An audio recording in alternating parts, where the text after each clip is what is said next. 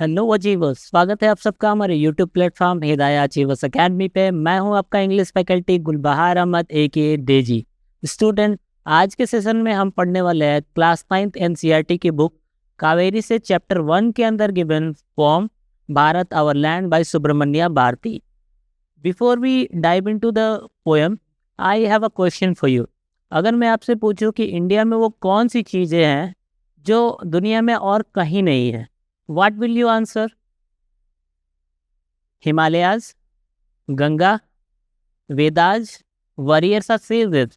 So in fact ये सारी चीज़ें, यही बात एक तमिल पोएट ने अपने पोएम भारत और लैंड में कही थी, ठीक है, और बताया था कि कैसे इंडिया हमारा इतना रिच है। So as usual before we start the poem, सबसे पहले हम आज के इस पोएट के बारे में जानेंगे, ठीक है। तो दिस इज सुब्रमण्या भारती।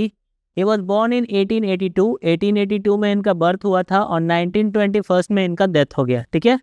काफ़ी कम उम्र यानी कि 39 ईयर्स तक ये जिंदा रहे, लेकिन इन्होंने इस छोटी सी उम्र में काफ़ी सारी चीज़ें लिखी, काफ़ी सारे पोएम्स लिखे और अपने पैट्रियोटिक पोएम से लोगों के अंदर पैट्रियोटिज्म की भावना को जगाए रखा, ठीक है। ये एक तमिल पोएट ही नहीं बल्कि एक फ्रीडम फाइटर भी थे। और जब इंडिया ब्रिटिशर्स के अगेंस्ट आज़ादी की लड़ाई लड़ रहा था, तो ये अपने पोएम्स के थ्रू लोगों में पैट्रियोटिज्म की भावना को भर रहे थे, ठीक है। लोगों को इंस्पायर कर रहे थे कि वो ब्रिटिशर्स के अगेंस्ट लड़े अपने पोएम के थ्रू, ठीक है। इन्होंने पैट्रियोटिज्म के अलावा फ्रीडम, इक्वालिटी और वुमेन एम्पावरमेंट जैसे सब्जेक्ट्स पे भी पोएम्स लिखे हैं, ठीक है। तो ये रहे पोएट सुब्रमण्य भारती के बारे में। अब हम पढ़ेंगे पोम, ठीक है। In the very beginning you will see कि रिफ्लेक्ट एंड रिस्पॉन्ड सेक्शन के अंदर हमारे पास एक टेबल गिवन है जिसमें हमें हमारे जो नेशनल एंथम है, ठीक है, हमारा जो नेशनल एंथम है इसमें कुछ ऐसे लाइंस आती हैं, जिन कुछ ऐसे वर्ड्स आते हैं जो कुछ स्टेट्स, प्रोविंसेस, माउंटेन रेंज और रिवर्स के हैं बेसिकली, ठीक है। जैसे कि आप सबको पता ही होगा कि हमारा जो नेशनल एंथम है जन गण मन, जिसको कंपोज किया है R.N. टैगोर ने। और आप यूजुअली स्कूल टाइम में हर मॉर्निंग असेंबली में इसको रिसाइट भी करते हैं, ठीक है। तो I think this is a cake for work for you and you will easily fill the table, ठीक है। तो एक लाइन आता है, पंजाब, सिंध, गुजरात, मराठा, द्राविड़, उत्कल, बंग, ठीक है। तो ये सारे स्टेट एंड प्रोविंसेस हैं जो हमारे नेशनल एंथम है उसमें मेंशन है, ठीक है। साथ में माउंटेन रेंज विंध्य, हिमाचल, ठीक है, और रिवर्स यमुना, गंगा, ठीक है। इस तरीके से इजीली हम क्या करेंगे, इस टेबल को फिल कर सकते हैं, ठीक है। होपफुली आपको समझ में आया होगा। आगे बढ़ते हैं, ठीक है। नेक्स्ट हमारे पास क्वेश्चन है जिसमें हमें हमें जो फ्रेज आता है हमारे नेशनल एंथम में जय है, ठीक है, इसका मीनिंग डिस्कस करना है अपने क्लासमेट्स और अपने टीचर्स को, उसका आंसर शेयर करना है, ठीक है। कि उसी की जो जय है फ्रेज है, ये बेसिकली इसका मतलब होता है आपका हेल टू दी, ठीक है। हेल टू दी के मतलब क्या होता है, हमारी जो भारत माता है उसकी विजय हो, ठीक है। यूजुअली हम भारत माता की जय या फिर जय हिंद का संबोधन करके अपने राष्ट्र के प्रति अपना प्रेम दिखाते हैं। तो ये जो जय है फ्रेज है ये हमारे नेशनल एंथम में इस कारण से आया है, ठीक है। तो इस तरीके से आप भी अपना आंसर फ्रेम करके अपने क्लासमेट और अपने टीचर्स के साथ शेयर कर सकते हो, ठीक है। Read the underlined words in the given line of the poem. Choose the odd one out that does not correspond with the meaning of the underlined word. ठीक है, हमारे पास ये जो लाइन गिवन है इसमें आप देखेंगे कि कुछ ऐसे वर्ड्स हैं जिसको अंडरलाइन किया गया है, ठीक है। साथ में इसकी मीनिंग भी दी हुई है इधर। हमें देखना है कि ये जो वर्ड है इसके लिए यहाँ पे एक ऑड वर्ड भी गिवन है, ठीक है। हमें उसे फिगर आउट करना है, ठीक है, ढूंढना है, ठीक है।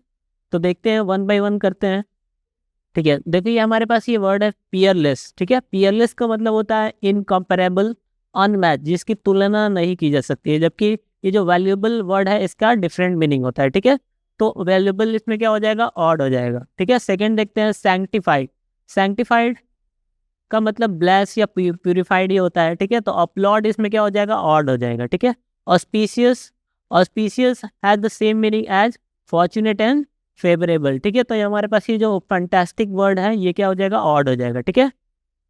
फोर्थ देखिए, हॉरी, हॉरी एंटिक्विटी, ठीक है। इसमें देखेंगे कि एंशियंट टाइम और टाइम इमोरियल, ठीक है, ये सारे मतलब पुराने समय से ही, ठीक है, in the very beginning time से ही जब लोगों ने चीज़ों को समझना शुरू किया था, उस टाइम पीरियड को हम बोलते हैं, ठीक है, और एंटिक्विटी, ठीक है। तो रिसेंट पास्ट इसमें क्या हो जाएगा, ऑड हो जाएगा, ठीक है। गॉट इट, इस तरीके से हमने इजीली ऑड वर्ड्स को यहाँ पे पिक आउट कर लिया, ठीक है। Now let's dive into the poem. The mighty Himavanta is ours. There is no equal anywhere on the earth. ठीक है. In the very beginning of the poem, the poet writes as कि ये जो mighty हिमवंता है, ये हिमवंता यानी कि हिमालय है, ठीक है। हमारे इंडिया के नॉर्थ में यू नो कि हिमालय रेंज है, ठीक है। इसको माइटी बुलाया गया, ठीक है। माइटी यानी कि ग्रैंड बुलाया गया, ठीक है। पावरफुल बुलाया गया, अनकम्पेरेबल बुलाया गया, ठीक है। कहता है कि ये जो माइटी यानी ग्रैंड हिमालय है, ये हमारा है। There is no equal anywhere on earth. और ये जो माउंटेन रेंज है हिमालय, इसके जैसा दुनिया में और कोई माउंटेन रेंज नहीं है। डेफिनेटली ऐसा कोई माउंटेन रेंज और दुनिया में है भी नहीं। द जेनरस गंगा इज ऑर्स, ठीक है। पोएट लिखते हैं कि जो गंगा है वो क्या है, जेनरस है। जेनरस का मतलब ये हो गया कि वो बहुत हम्बल है, ऑलवेज गिवर है, ठीक है, हमेशा देने वाली है, दान करने वाली है, ठीक है। गंगा यू नो कि हमारे इंडिया की लाइफ लाइन है। मिलियंस ऑफ लोग इस पर डिपेंडेंट है, ठीक है। ये हमारे हिमालय से निकलती है और नॉर्थ के पूरा जो क्षेत्र है फील्ड है, उसको क्या करती है, ये रिच करती है, ठीक है, पानी पहुंचाती है। The generous Ganga is hours, which other river can match her grace. और साथ में फोर्थ लाइन आप देखेंगे, एक तरीके का रिटोरिकल क्वेश्चन है। इसमें जो पोएट है उसके पास आंसर ऑलरेडी मौजूद है, ठीक है। रिटोरिकल क्वेश्चन ऐसे क्वेश्चन होते हैं जिसके आंसर ऑलरेडी जो पूछने वाला होता है उसको मालूम होता है। वो कहते हैं कि विच other river can match her grace. और ये जो गंगा रिवर है, इसकी ग्रेस को कौन सी दूसरी रिवर मैच कर सकती है, डेफिनेटली कोई सी रिवर भी नहीं, ठीक है। The sacred Upanishads are ours, ठीक है। आगे पोएट लिखते हैं कि ये जो उपनिषद हैं, उपनिषद हमारे क्या हैं, फिलोसफिकल टेक्स्ट हैं, ठीक है, जिसमें हमारी लाइफ के जो डीपर प्रॉब्लम्स के आंसर होते हैं उनमें गिवन है। कहते हैं कि जो सैक्रेड उपनिषद हैं ये क्या रहे, हमारे हैं। What scripture is to name with them, ठीक है। कहते हैं कि कौन से और स्क्रिप्चर्स हैं जो इसको मैच कर सकते हैं, ठीक है, डेफिनेटली कोई से भी नहीं। This sunny golden land is hours, ठीक है। आगे पोएट लिखता है कि ये जो लैंड है, कौन सा लैंड, हमारा जो देश है, ठीक है, भारत, ठीक है, ये क्या है, सनी और गोल्डन है, ठीक है। सनी यानी कि वार्मथ से भरा हुआ है, लोग एक दूसरे से प्रेम करते हैं। गोल्डन है, आई यू सी कि इंडिया को सोने की चिड़िया भी बुलाया गया है, ठीक है। ये कहता है कि ये हमारा है। सी इज पियरलेस, यूल सी कि यहाँ पे भारत को सी पुकारा गया है, ठीक है। यहाँ पे भारत को पर्सनिफाइड किया गया है, एज अ मदर कंसीडर किया गया है, ठीक है। तो वो कहते हैं कि वो क्या है, पियरलेस है, अनमैचेबल है, ठीक है, अतुलनीय है, जिसकी तुलना नहीं की जा सकती है। और बाद में कहते हैं कि लेट्स प्रेज है, चलिए उनकी प्रशंसा करें, ठीक है, उसकी पूजा करें, ठीक है। तो ये रहा स्टैंजा नंबर 1। अब आगे देखते हैं। The poet rights Gallant warriors have lived here, कहते हैं कि यहाँ बहादुर, ठीक है, बहादुर पावरफुल वॉरियर्स यहाँ पे रहे हैं, ठीक है। यू सी कि ये जो इंडिया है, यहाँ पे महाराणा प्रताप, रानी लक्ष्मीबाई, ठीक है, ऐसे वॉरियर्स यहाँ पे इंडिया में रहे हैं, ठीक है। Many a sages have sanctified this land, और बहुत सारे सेज, बहुत सारे ऐसे सेज हुए हैं, ऋषि मुनि हुए हैं, उन्होंने क्या किया, प्यूरिफाई किया इस लैंड को। जैसे कि विश्वामित्र हो गए, वेद व्यास हो गए, इन्होंने अपने ज्ञान से क्या किया है, हमारे भारत की जो हेरिटेज है, हमारी संस्कृति है, उसको एनरिच किया है, ठीक है।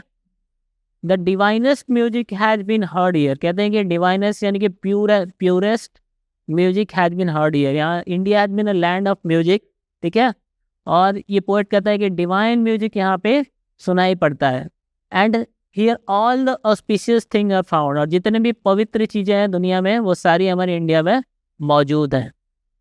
आगे नेक्स्ट स्ट्रेंजा में पोएट लिखता है कि here Brahma knowledge has taken root, ठीक है। ब्रह्म नॉलेज यानी कि अल्टीमेट जो ज्ञान है, ठीक है, जो वेदों का ज्ञान है, ठीक है, वो सारा कहाँ है, यहीं पे उसका जन्म हुआ है, ठीक है, रूट यहीं, उसका सारा यहीं है। एंड द बुद्धा प्रीच इस धम्म में, और यू नो कि गौतम बुद्धा ने धम्म की स्थापना करी और उसका प्रचार प्रसार भी यहीं पे किया, उसकी प्रीचिंग यहीं पे करी, ठीक है। उन्होंने 4 नोबल ट्रूथ्स दिए थे, जो आपने पढ़ा होगा, ठीक है, हिस्ट्री में। Of hoary antiquity is Bharat. Then poet कहता है इंडिया को हॉरी एंटिक्विटी मतलब टाइम इमेमोरियल टाइम से, मतलब जब से लोगों ने चीज़ों को समझना शुरू किया उस टाइम पीरियड से इंडिया क्या है इतना महान रहा है, ठीक है। लेट्स ही राइट्स की sees peerless let's pleasure. Again देखेंगे कि ये जो लाइन है दोबारा यहाँ पे रिपीट हुई है, ये एक तरीके का रिफ्रेन है, ठीक है। इसमें क्या पोएट एक ही आइडिया पे बार बार जोर देता है। वो कहता है कि सीज यानी कि जो भारत है माता है वो क्या है, पियरलेस है, अनमैचेबल है, अनकम्पेरेबल है। लेट्स प्रेज और ही कॉल्स फॉर एक्शन कि चलिए उनकी क्या करे, प्रशंसा करे, उनकी पूजा करे, ठीक है। तो ये रहा पोएम का एक्सप्लेनेशन। आई होप आपको अच्छा लगा होगा। अब आगे बढ़ते हैं इस चैप्टर में। सो हमारे पास देखेंगे कि हमारे पास एक पैसेज गिवन है और साथ में यहाँ पे एक बॉक्स में हमारे पास वर्ड गिवन है। हमें ये जो पैसेज है इसको इस हिंट बॉक्स के हेल्प से पढ़ना है, ठीक है। हमने जो प्रीवियसली जो पोएम का एक्सप्लेनेशन देखा है उसके बिहाफ पे, ठीक। The poem is tribute to India celebrating its natural beauty, spiritual heritage and historical greatness. ये जो पोएम है ट्रिब्यूट है इंडिया को सेलिब्रेट करते हुए, इंडिया की जो नेचुरल ब्यूटी है, यहाँ का स्पिरिचुअल हेरिटेज है, यहाँ की संस्कृति है, यहाँ का जो सांस्कृतिक धरोहर है, यहाँ का हिस्टोरिकल ग्रेटनेस है, उसको सेलिब्रेट करते हुए पोएम क्या है, ट्रिब्यूट है इंडिया को। The poet praises the Himavant. Poet किसको प्रेज करता है, हिमवंत यानी हिमालय को। डिस्क्राइबिंग इट्स माइटी एंड और डिस्क्राइब करता है ये क्या है, माइटी है यानी कि विशालकाय है, ग्रैंड है, अनपैरेलेबल है, ठीक है, इसका कोई तुलना नहीं है, ठीक है। The Ganga is depicted as a generous and graceful, ठीक है। किसको बुलाया गया है जेनरस और ग्रेसफुल, गंगा को। While the Upanishad are honoured as sacred and unmatched, जबकि उपनिषद जो हमारे जो ग्रंथ हैं, ठीक है, उनको उसको और ऑनर किया गया सेक्रेड और अनमैच बता के। The poem highlights the contribution of warriors, ठीक है। साथ में जो पोम है वो हाईलाइट करता है जो वॉरियर्स जो हमारे रहे हैं, ठीक है, महान हमारे जो वॉरियर्स रहे हैं, जो ऋषि मुनि रहे हैं, इनका जो कंट्रीब्यूशन है इसको भी क्या करता है, हाईलाइट करता है, ठीक है, शो करता है। Who have enriched the land with their bravery and wisdom, किन्होंने, वॉरियर्स ने अपने ब्रेवरी और सेजेस ने अपने विजडम यानी ज्ञान से इस लैंड को इनरिच किया है। It is also acknowledge the presence of the Brahma knowledge and the teaching of Buddha, ठीक है। साथ में ये क्या करता है, जो ब्रह्म ज्ञान है, जैसे कि हमारे जो पुराण है, हमारे जो वेद है, उनका जन्म भी यहाँ हुआ है, ठीक है। And the teaching of Buddha, इसको भी क्या करते हैं, वो एक्नॉलेज करते हैं। Highlighting India deep rooted spiritual and philosophical tradition, यहाँ की जो संस्कृति है, ठीक है, यहाँ के आदर्श है, उसको हाईलाइट करते हुए।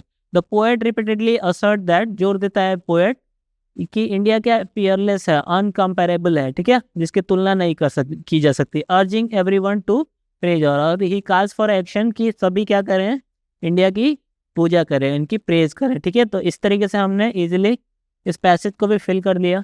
अब आगे बढ़ते हैं। हमारे पास क्वेश्चन है कि complete the following features about the poem. हमने जो पोएम पढ़ा तो इसके बिहाफ पे इसका मूड, टोन, इसकी राइम स्कीम और इसमें एक एग्जाम्पल बताना है पर्सोनिफिकेशन का, वो हम करने वाले हैं, ठीक है।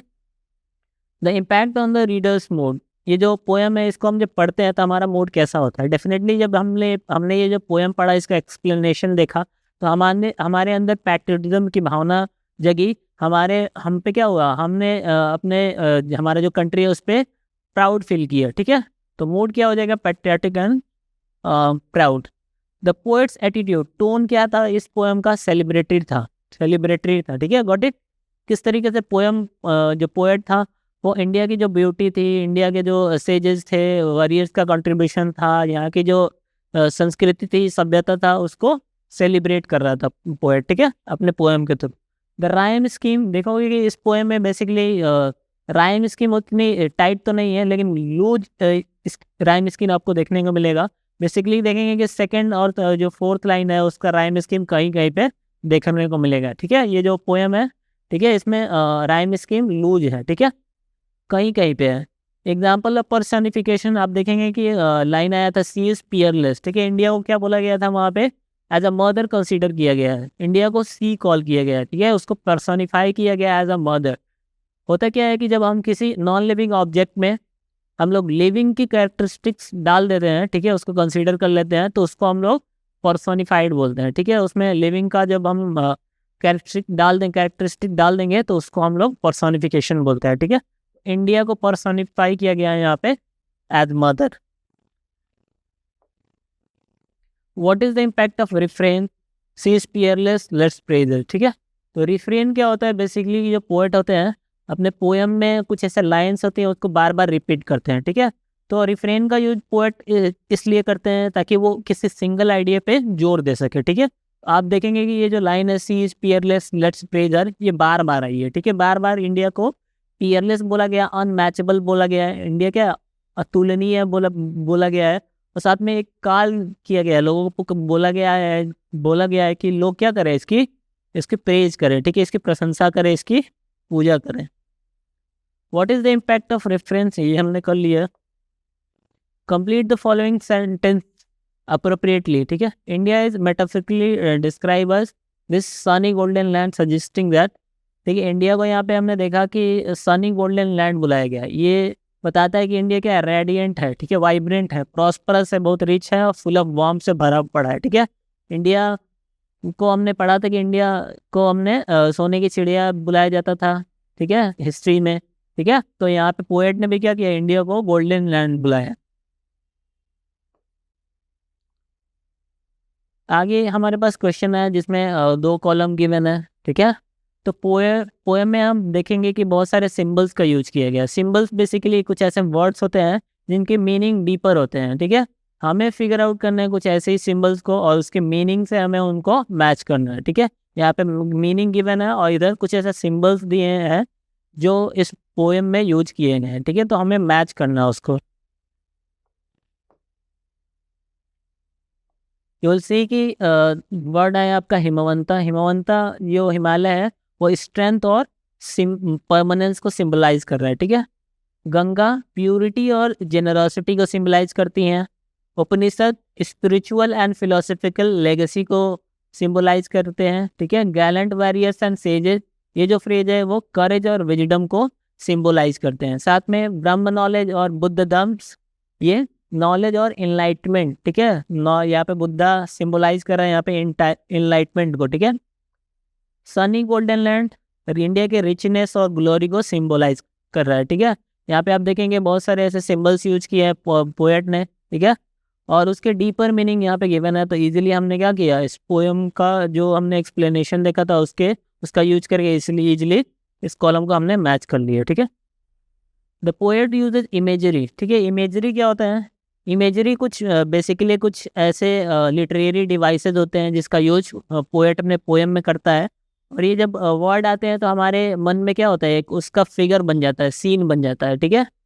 तो जब हम हिमालय की बात कर रहे थे इस पोएट में, तो आपके दिमाग में भी हिमालय का वो जो सीन है, वो जो हिमालय का अनपैरेलल जो चोटियां हैं, ठीक है, रेंजेज है, वो आपके जहन में उसकी इमेज बनी होगी।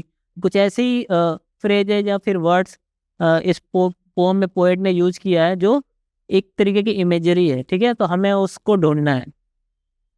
The mighty Himavant is are there is no equal anywhere on, ठीक है। ये जो 2 लाइन है ये क्रिएट करते हैं हिमालय की पिक्चर, शोइंग इसकी स्ट्रेंथ और ब्यूटी को दिखाते हैं, ठीक है। The generous Ganga is as which other river can match her grace. यहाँ पे गंगा को क्या बोला गया है, जेनरस बोला गया है, ठीक है। ये जब पोएम में इसका एक्सप्लेनेशन पढ़ रहे थे तो हमने देखा कि किस तरीके से इसकी ग्रेसफुलनेस और किस तरीके से ये क्या है, लाइफ गिवर है। हमने पढ़ा था ना कि ये जो गंगा है वो मिलियंस ऑफ लोग इस पर डिपेंडेंट है, ठीक है। और इसे हम इंडिया के लाइफलाइन भी बोलते हैं। तो ये क्या है, गिविंग रिवर है। तो इसकी इमेज हमारे जहन में क्या होगी, बनेगी अगर ये वर्ड आएगा बार बार। What is the impact of use of hyphen in the first stanza, select the option that are true, ठीक है। यहाँ पे हाइफन का इस्तेमाल आपने देखा होगा कि पोएट ने इस पोएम में किया है। तो हमारे पास कुछ ऐसे 4-5 ऐसे ऑप्शन दिए हुए हैं, वे बताना है कि कौन कौन से ट्रू है कौन कौन से नहीं है, ठीक है। तो आप देखेंगे कि ये जो हाइफन है फर्स्ट स्टेंजा में इसका यूज हुआ है। यहाँ पे ये क्या कर रहा है, एडमिरेशन और प्राइड को शो कर रहा है, ठीक है। साथ में ये जो चैंटिंग का भाव ले रिदम क्रिएट करने के लिए यहाँ पे हाइफन का यूज हुआ है, ठीक है। साथ में ये इंडिया की ग्रेटनेस पे भी जोर देने के लिए हाइफन का यूज हुआ है, ठीक है। इंडिया की यूनिकनेस, इंडिया की जो ग्रेटनेस है, इस पे जोर देने के लिए हाइफन का यूज हुआ है, ठीक है। लेकिन ऑप्शन 2 और ऑप्शन जो 4 था हमारे पास वो यहाँ पे ट्रू नहीं हो रहा है, ठीक है। तो हाइफन का यूज बेसिकली इस कारण से इस पोएम में हुआ है। ठीक है, गॉट इट।